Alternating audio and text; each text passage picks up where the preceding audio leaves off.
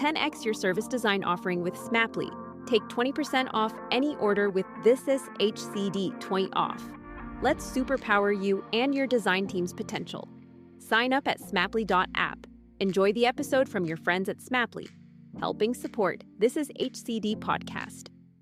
Hey everyone, and welcome back to the podcast. My name is Gerry Scullion. I'm delighted to have you here for another episode. In this wide-ranging episode, I sit down with Jocelyn Wyatt, former CEO of IDEO.org and now CEO of Alight. We explore the groundbreaking work of IDEO.org accomplished under her own leadership and her vision for Alight and her unique approach for navigating the complex political landscapes inherent in humanitarian efforts. It's a fantastic episode. Let's jump straight in.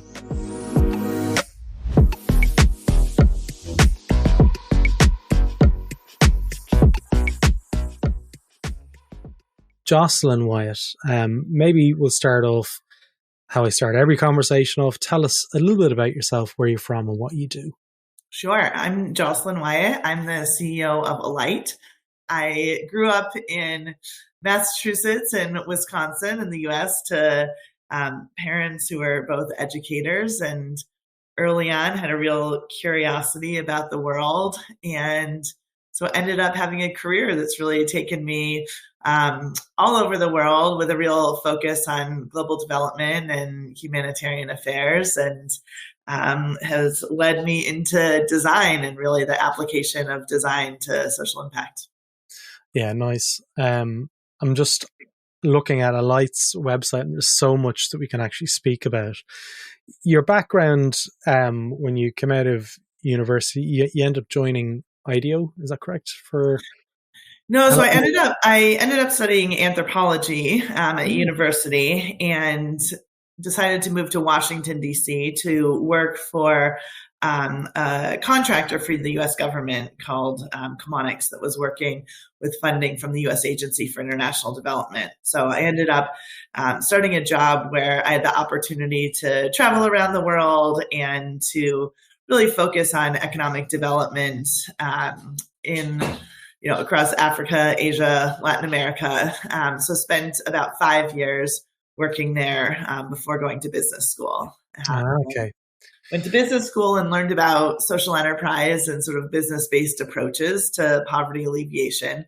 And then that sort of entry into social enterprise actually led me to IDEO and to human-centered design, which at the time was really sort of looking at how to use these methodologies of human-centered design and apply them to these social challenges, particularly economic inequality and poverty around the world.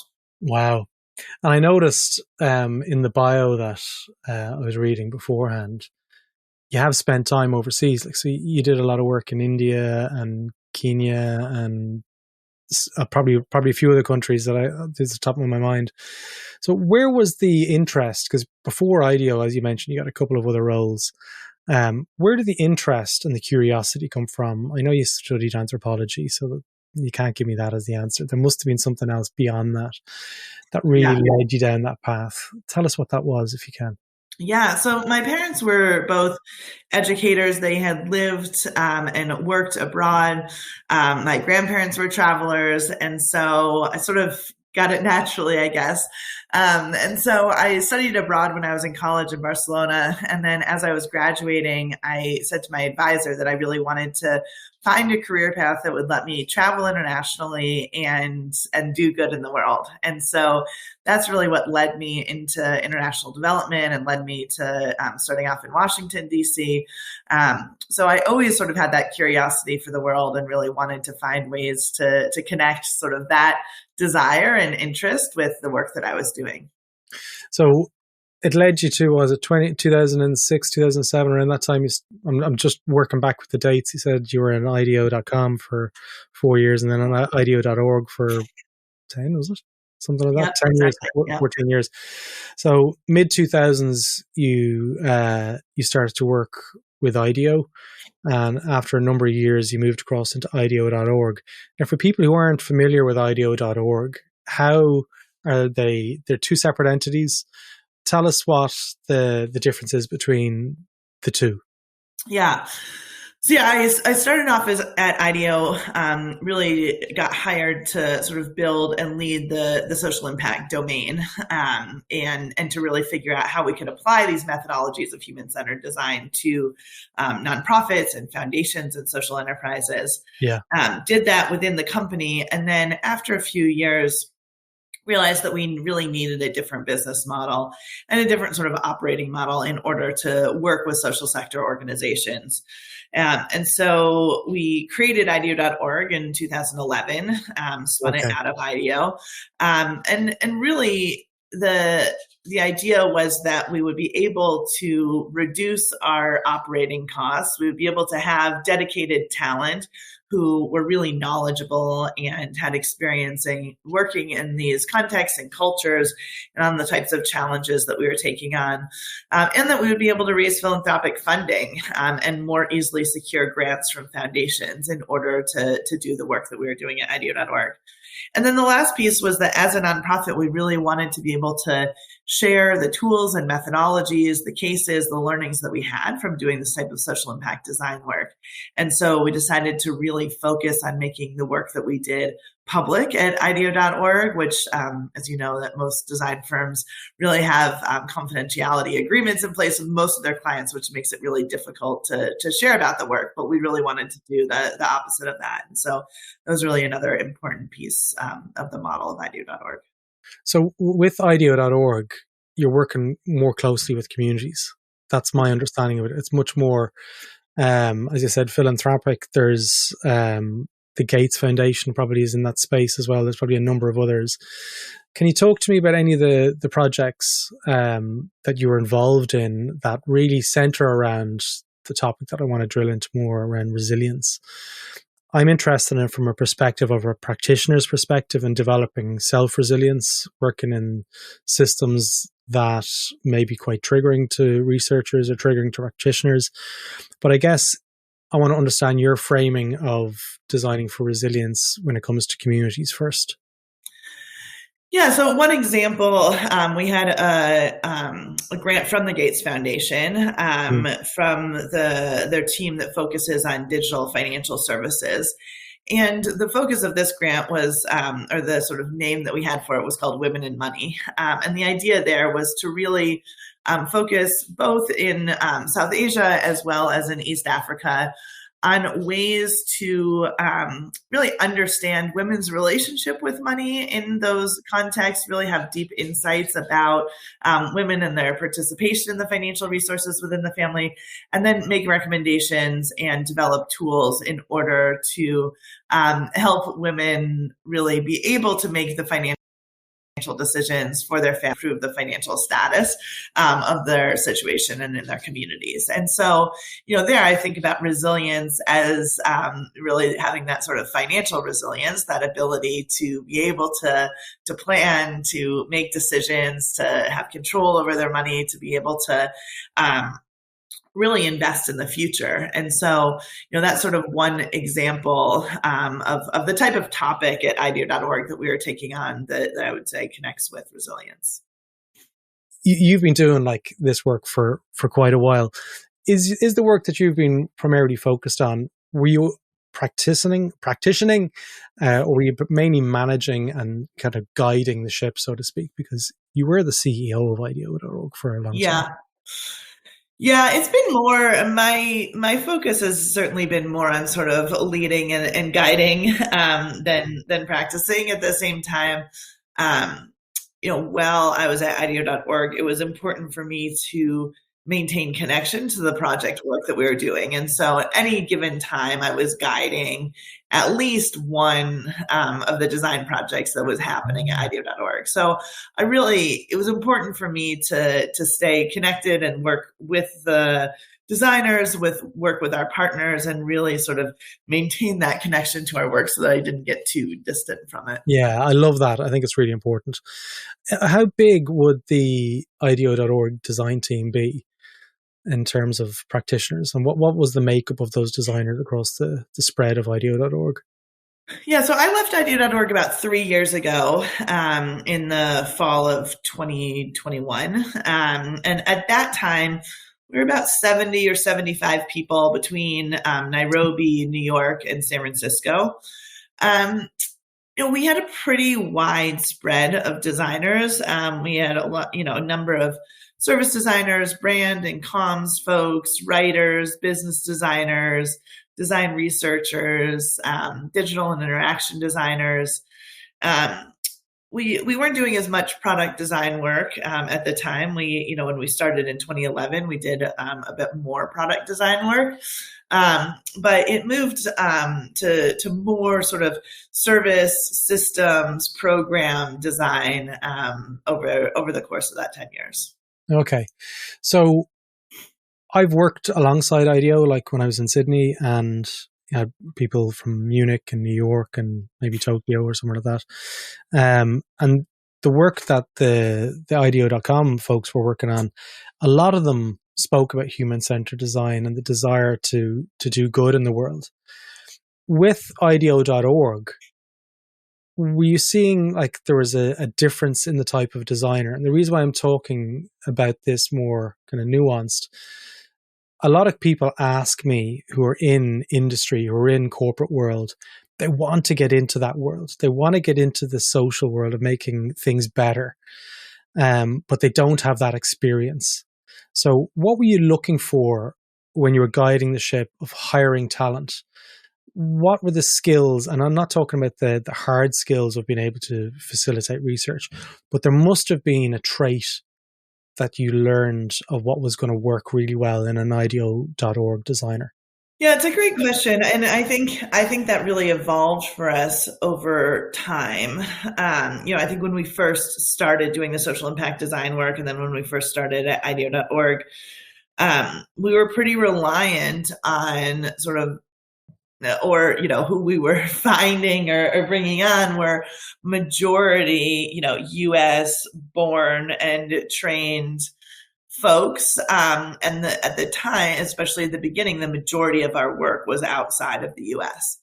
Over time, that really shifted. And we both, I think we just came to a much stronger sort of commitment and understanding that people that were more proximate and that people that brought lived experience in the cultures and the places that we were working were going to just have a level of understanding that those of us that were from outside of those places just wouldn't bring.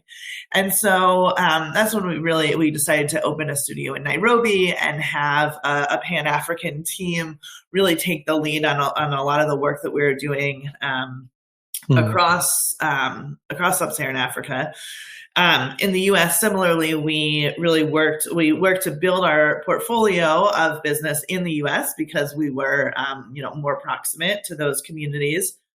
And then we worked to hire people that were more representative of the diversity of America. And so I think that piece of it is an important piece of it. I think another piece of it was just people, looking for people that really understood the sort of complexities of the social sector, understood that, there's a really different dynamic when you're designing with nonprofits, which is that nonprofits really serve two customers. There's the customers that are the ones that are, participating in or receiving or, benefiting from or paying for whatever it is, the service or the product that you're designing, right? And then you also have the customer who is the philanthropic customer who's actually paying for that product or service or that work to be done.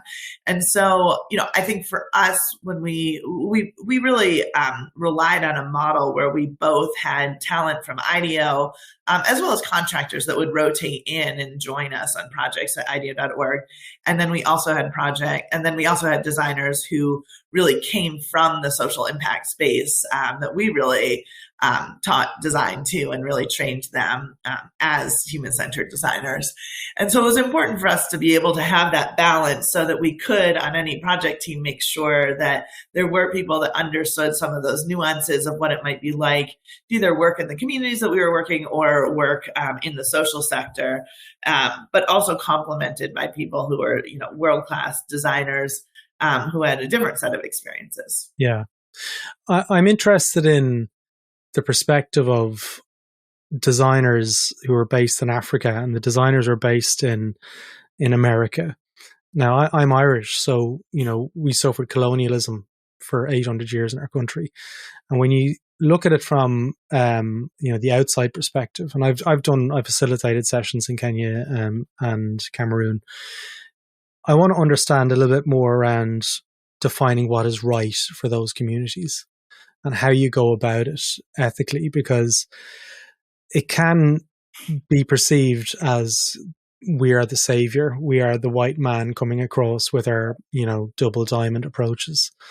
And that's a bit of sarcasm in a not fitting moment. But how do you reduce the chances that can be perceived as something that's happening when you're working with those communities? Yeah. So, I think for us, the big way that we addressed that was by starting up a studio for IDEO.org in Nairobi. And so, we hired a Kenyan designer to really lead that team. We hired a Pan-African team of designers from across the continent. And we really relied on them and their sort of expertise and experience. So they really built the relationships with the partners or the clients that we had there. They really led that design work. And so we really, trusted their judgment and skills and abilities to really take that work on. So for us, that was really important to do. We also the guy who was our managing director for Nairobi had also started the Nairobi Design Institute, and the Nairobi Design Institute was also training people that had recently come out of design school or were interested in pursuing paths in design.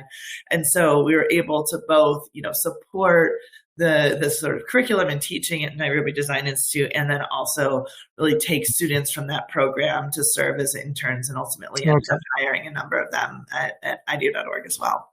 Absolutely. So there was people on the ground, which is fantastic. What about the approaches? How does the approach from working, say, in industry with IDEO.com, how does it shift when you're working in like the IDEO.org space? How do you use co-design to help, I guess, bring the problem and bring the solutions closer into the group? Like, walk me through the scenarios, because I know this is an area that you're deeply interested in. I can feel it when you're talking. Yeah. Walk me through around how that can actually both reduce the impact of kind of vicarious trauma in some of these scenarios where you're dealing with very, very complex systems. How can those methods shift to, I guess, improve the outcome and, again, reduce the chances of the colonialistic mindset being thrown into the conversation? Yeah. Again, I think having designers who are really leading the work, who bring that lived experience or come from those cultural contexts, I think that's a really critical one. I think another is, at IDEO.org, we really focused on principles of equity, and how do we sort of uphold principles of equity through all the work that we do. I think we certainly understood and sort of had some focus on sort of trauma-informed design in certain contexts, and how do we sort of understand what people's experiences might have been, and really sort of account for that. And then I would say that co-design, which I sort of consider kind of a subset of tools within human-centered design, became increasingly important. And so, I think it became much less this notion of like the sort of outside set of, trained professional designers, flying across the world and like, interviewing people and doing, some conversations and focus groups, and then going on and designing solutions, and then sort of handing it over in a deliverable, and a much more focus on, seeing that the answers or the solutions could come from those community members, that it was about facilitating these dialogues. It was about sort of building relationships of trust. It was about, sort of gathering people for prolonged periods of time to really allow for that to come out. And so I think it became much less the sort of like, consultant client relationship where like one does the work and then hands it over to the other, and much more a lot of the work that IDEO.org started to do became more about sort of building coalitions or collectives to really have the people that were most deeply connected to those challenges be the ones looking to, coming up with those solutions and solving them. Yeah. On that point around co-design and co-creation, we were talking in the prelude about developing systems of resilience for communities. What does a resilient community look like in your eyes? Because I know the work that you're doing now at the moment in Alight is something that I want to talk more about. And there's a lot of community work happening in that world as well. But I'd love to hear your thoughts before we get into that part of the conversation about what does a resilient community look and feel like? Yeah. I think for me, a resilient community is one that is really aware of both their assets and the challenges that they face. And so, I think a resilient community is one where there are really deep bonds and connections between members of the community, that people are there to sort of support each other and help each other out, that they're kind of, see themselves as sort of being in it together. I think resilient communities often have some kind of like organizing principle or structure, whether that's through, sort of more, whether that's through school districts or through, political or, sort of elected officials, or through neighborhood alliances or co-op groups or whatever it is. I think that there are many types of sort of organizing structures that exist to bring people together. And then I think that resilient communities sort of have the resources, whether, the combination of time and expertise and financial resources that, when challenging things happen, they're able to come together and to make it through. So yeah, those are some of the things that I'm thinking about. Yeah, when I think that. the definition. So as regards the methods that you're using and some of the problems, maybe you'd be able to talk to some of the conversations and projects that you had either at IDEO.org or now with Alight, because we mentioned you're the CEO of Alight. I'd love to hear more around some of the cases that you have to talk to building resilient communities. Yeah, absolutely.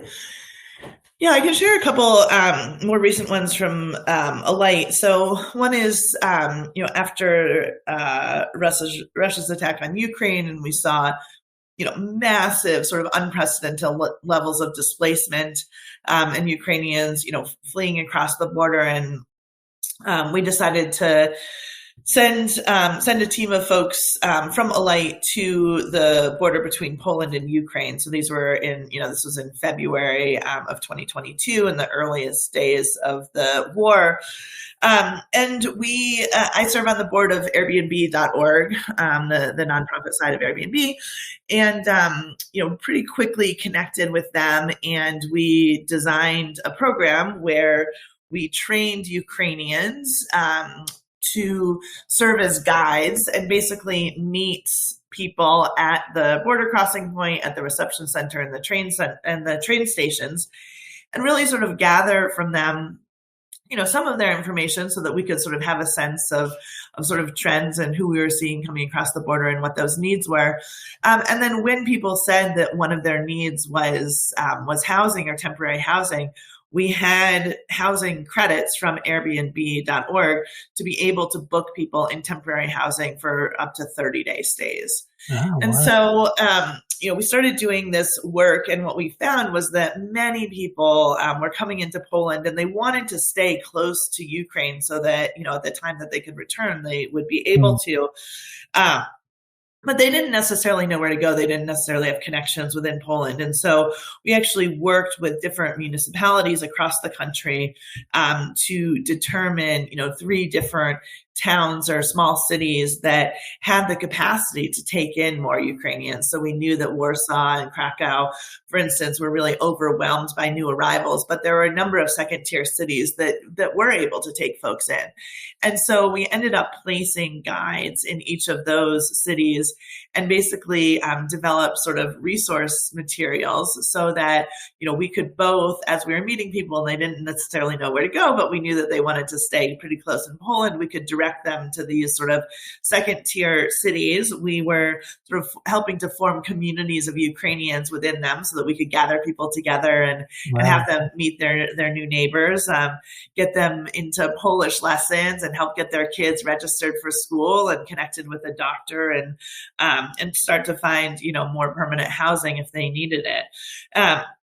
So that was sort of one example of where we were able to sort of, with a combination of this great corporate partnership with Airbnb.org, combined with the Ukrainian guides who really sort of could, speak the language, knew their, fellow Ukrainians, and then working really closely with municipal officials within Poland to be able to really set people up for success and help them build communities with other Ukrainians. So that was sort of one example that I'd point to. Another is work that we've been doing on climate displacement. So, we're seeing, and we will continue to see sort of unprecedented numbers of people around the world who will be and have been displaced by climate. In the Horn of Africa, we work in Somalia and Somaliland. And there, for the past many years, we've seen really a prolonged drought, which has meant that nomadic herders who sort of go across the land with their with their livestock are seeing their livestock die because they don't have access to food or water. And so many of these nomadic herding families have been sort of flooding into these settlements on the outskirts of Hargeisa, which is the capital of Somaliland. And so we've been working with the mayor for the past year or two to really redesign what those settlements look like for climate displaced individuals and families. And so there, what we're working on is where we focused on one of these settlements as a starting point called Dagale. And when we really spent time with the community members to understand, what was it that they wanted and needed. They said that the thing that they wanted first was just fencing for the livestock. They were finding that the livestock that they did, come in with and that did survive were just, the goats and cows, and we're just sort of roaming all around. There were lots of flies. There was lots of animal waste, and it was, not a very healthy or attractive situation for them. And so, we worked with them to basically put up a livestock fence in the community to at least, contain the livestock there. We then worked with an architecture and design firm based out of Minneapolis called RSP Architects to design housing with the communities so that they could then choose, what they wanted in terms of what their new homes would look like in that community. So we designed, a few different options of homes, and now people are able to select the homes that they want. We've worked with a local financial institution to be able to help people secure mortgages to be able to build those homes. So really sort of working on designing different elements of that community with different types of partners.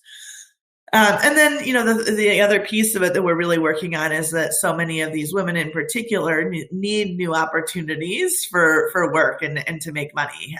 The thing that they want most of all is to be able to make an income so that they can provide for themselves and their families. And so we're working to sort of restore and rebuild livelihood or a job center so we can provide training and job opportunities to people, connect them with local employers, provide them transportation to be able to get to jobs, or help them start new businesses within those communities. So those are sort of some of the things that we're thinking about in terms of climate displacement as well, for both when people have been displaced by climate and sort of need to rebuild those futures for themselves and their families. Okay.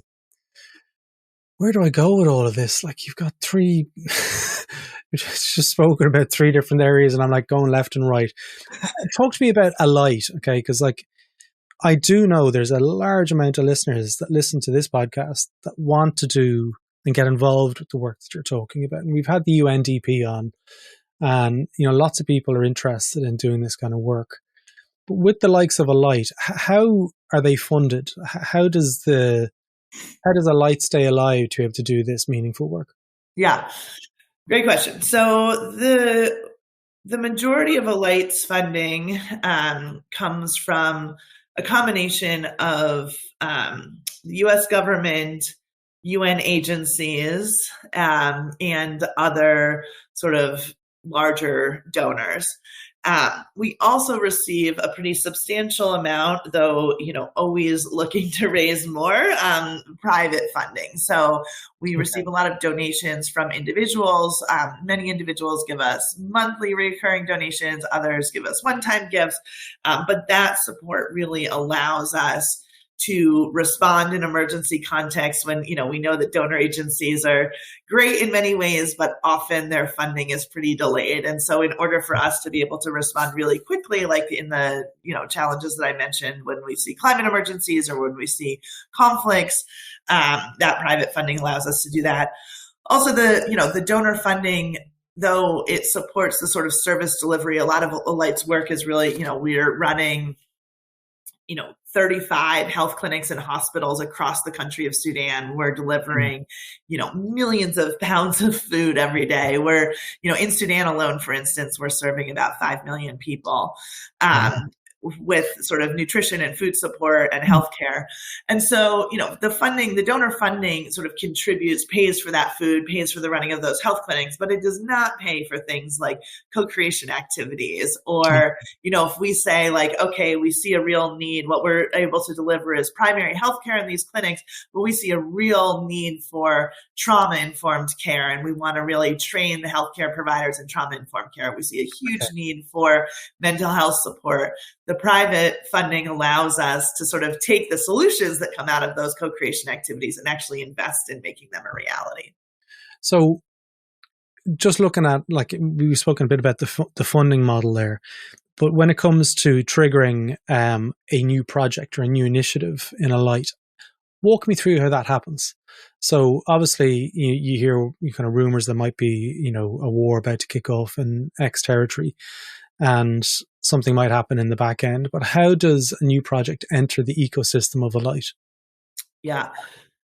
So there's a couple ways. One is, as you said, through sort of the triggering from an emergency. So, in, December, January, February of, 2021 into 2022, we were really monitoring the situation between Russia and Ukraine. We were sort of, watching the news, getting briefings, connecting with experts, trying to understand like what was really going to happen.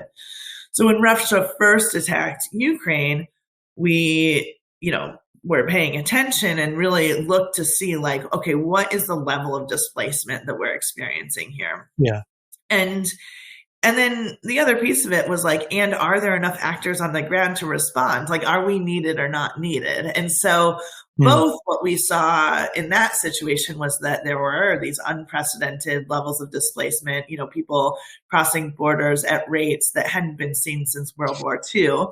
And at the same time, we saw that because Eastern Europe was not a place where humanitarian organizations like ours had been based in decades, that though there was a robust civil society in Poland and other surrounding countries, there weren't the sort of humanitarian actors like Alight that had the experience to know how to sort of handle displacement at this level.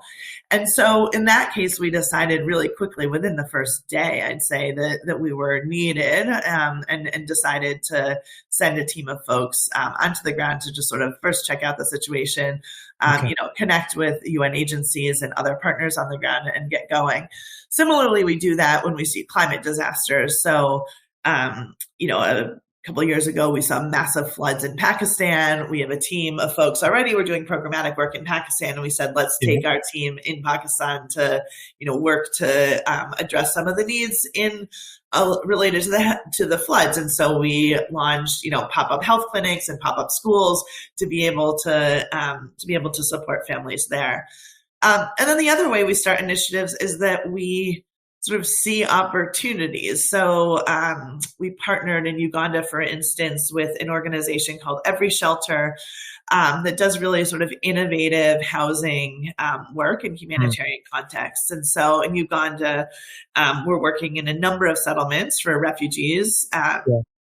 And there we decided to sort of use co-creation to come up with a model for what we ended up calling Shelter Depot, sort of named after Home Depot, but basically it's sort of like a home goods hardware store for people who have come into the settlements to be able to either purchase or rent or trade their own labor in order to get hardware or tools or other materials to be able to make improvements to their own homes. Okay. And so that type of social enterprise model is one that, sort of in this partnership, we sort of developed and then we're able to raise money for and invest in to be able to expand that in different locations in Uganda.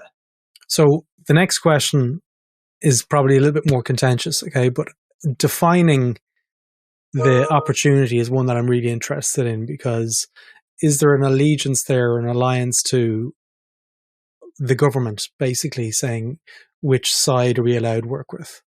So when we're talking about Ukraine, you mentioned there about the Ukrainian side of things, but when we look at what's happening in Gaza and Israel and Palestine, there's a huge need out there in Palestine at the moment from a humanitarian effort. When you look at where the US government is funding, they're funding a lot of the arms in the IDF. Is there an opportunity there for an organization like Alight to go and help the people in Palestine? Yeah, absolutely. So I would say first, as a humanitarian organization, one of the principles of humanitarian organizations is neutrality. And the idea there is really that if we can remain neutral, we can continue to serve the people that are most in need. If we take sides, right, and say we're for these people, we're against these people, there's a real likelihood that then when the people that we've been opposed to are in power, they just come in and kick us right out, and we can no longer serve the people and we can no longer deliver on our mission. So we're really conscious of that and really uphold that principle. And it has allowed us to stay in countries like Sudan and South Sudan and Somalia, really some of the most difficult places in the world to work because of that. So in Gaza, for instance, we have one of our affiliate organizations is an organization based in Jordan called Questscope. The early days of that conflict now, a little over a year ago, they joined an alliance of local organizations, Palestinian organizations, and we raised some funding to really be able to deliver food aid in particular into Gaza.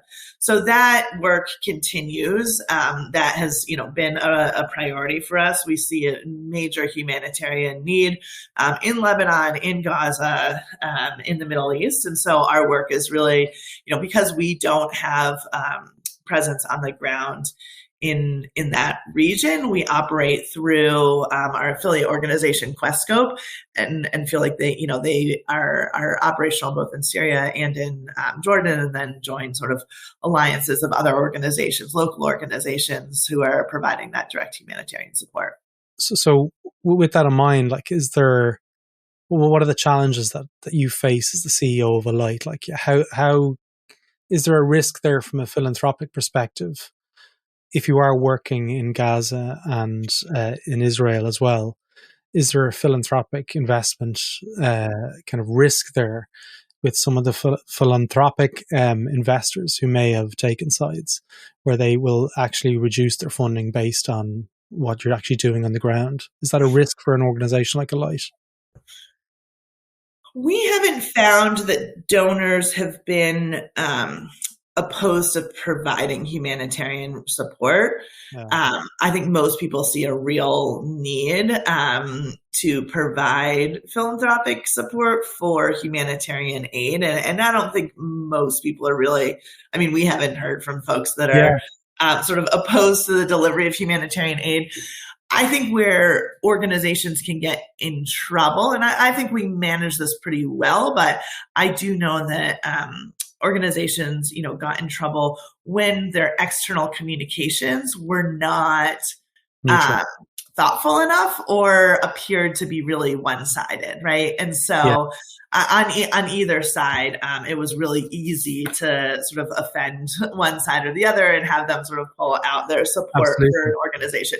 We didn't face that, and we were quite conscious of the way that we were, again, upholding those principles of neutrality and really working to sort of thread the needle. And we did that by, honestly, a year ago, when we were in this a little over a year ago, we were consulting with leaders of the Jewish community, as well as leaders who were, who represented the Palestinian community. And so it was important for us to gather many perspectives on this and make sure that we were sort of not being naive in our own communications. Yeah. So when you're speaking, I can actually hear, you're an excellent orator, and you're also very politically kind of remaining neutral. That skill, as be the CEO for a humanitarian organization like Alight, must be something that you've cultivated over a relatively long time. How important is it for the designers that you're hiring in Alight and IDEO.org formerly? How do designers learn that skill? Where did you get it from, Jocelyn? Tell me, which books are you reading? Who are you looking? Where does it come from?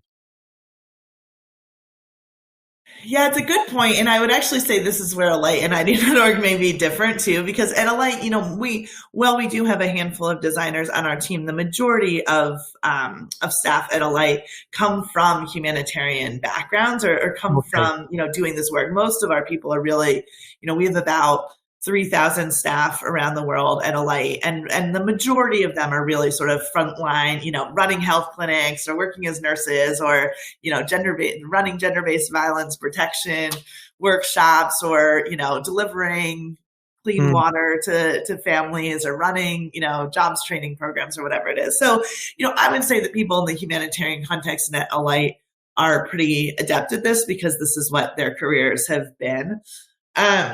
And so I've learned a lot from my colleagues at Alight, honestly, to sort of uphold that, and also from my peers, from other, CEOs of other INGOs and other humanitarian organizations. So I think for me, that shift has happened more in the last 3 years since I've been in Alight.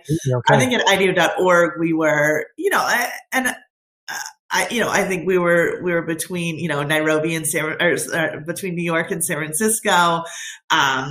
We had a very progressive team that I think was quite left leaning and probably not as neutral, I would say, in terms of a lot of the things that we were seeing happening in the world. And so, I think when I joined Alight, I really had to see what is the purpose of this work, right? Are we an advocacy, or are we an organization that's really focused on getting extremist leaders out of power? No, we are not. That's a different organization. Different organizations can do that. Like our work is to provide for the needs of the people most at risk after, or, in the context of conflict or, natural disasters or, other really big challenges that have created that kind of displacement. And so, I think for me, it was just sort of like, what's the purpose of our work here? And as a leader, then I have to represent that, right? So what advice would you give to designers? Because it's not mentioned, it's not discussed in design schools around the world. The ability to communicate to the need is really, really important. And that's what I'm hearing from you. But being able to straddle both sides of the argument is something that comes from experience in my perspective. And I want to hear, if you imagine you're speaking to a class of graduate designers who want to learn how to cultivate that skill, what advice would you give them? I mean, I think one is to really start with listening and sort of understand who your audience is and who you're talking to. And I think be a bit of a chameleon in order to be able to sort of address that audience. And so I think the way that I might talk about things in my, also to just sort of understand that like the way that we might hold perspectives or talk about things personally versus professionally may be different, right? Not that they're at odds with one another, but I may take a much more sort of strong stance on an issue personally when I'm at a dinner party talking to my friends than I might on a podcast interview, right? Or speaking on a stage or talking to a class of students or whatever it is. And so I think I think sometimes people feel like that's not being true to themselves or that's being inauthentic. And again, I think that's where I'm like, I would never say something here that fell at odds with what my personal beliefs were,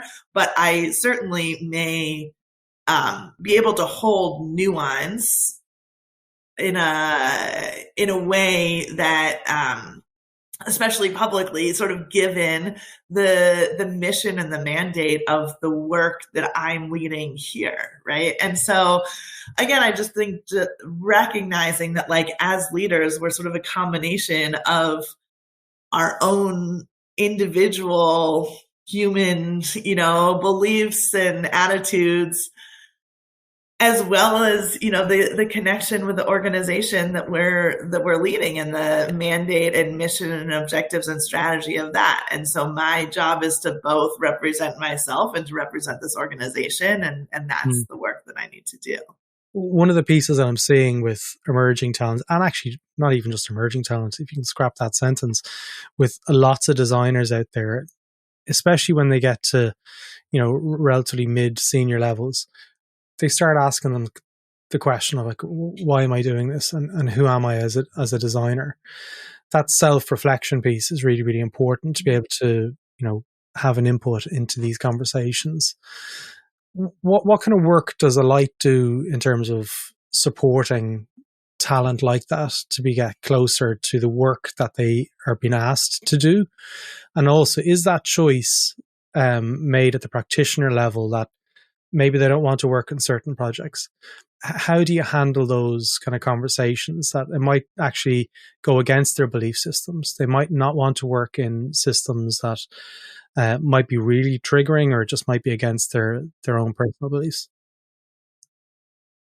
Yeah, I mean, again, I think at Alight is a bit different since we really, people join us because they want to do this work and they're committed to doing this work, and and the majority of our team are not designers at Alight, and so okay, I think it's a bit different. And IDEO.org, we certainly had that.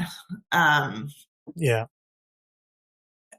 and but at the same time, like, I think at IDEO.org, again, I think we had a lot less though than at a for-profit design firm, because all the work that we were doing was like mission oriented. And so like at IDEO.org, if we had designers that were saying like, we don't feel comfortable doing this work, we don't believe in it, like as a leadership team, we'd really be like, we'll really need to take a hard look at that and determine, like, we're a nonprofit, we're not here to make money from this work. So like, if this isn't feeling right, or this isn't aligned with like our beliefs or our mission, then like, our values as an organization, then we're not going to take that work. So I think at IDEO.org, we didn't really have that. I mean, I saw it sort of across the street at IDEO more, certainly. And then, at Alight, I think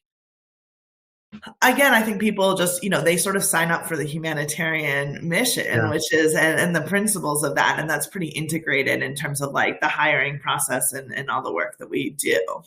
Okay. So Jocelyn, look, there's a wealth of experience and knowledge that we can go into more, but like where you're at now with Alight, what does the future look like? What are the pieces that you're hoping to, steer the ship in the direction? Like what's Jocelyn Wyatt's next 5-year plan for Alight? Like what are you getting excited about? If you can share that with us. Yeah, so for me, I'd say that I've seen that the humanitarian industry is wildly outdated in so many ways. It continues to operate in the sort of top-down way, where those of us, in the U.S. or Europe or elsewhere, are sort of calling the shots on what needs to be done and making those decisions.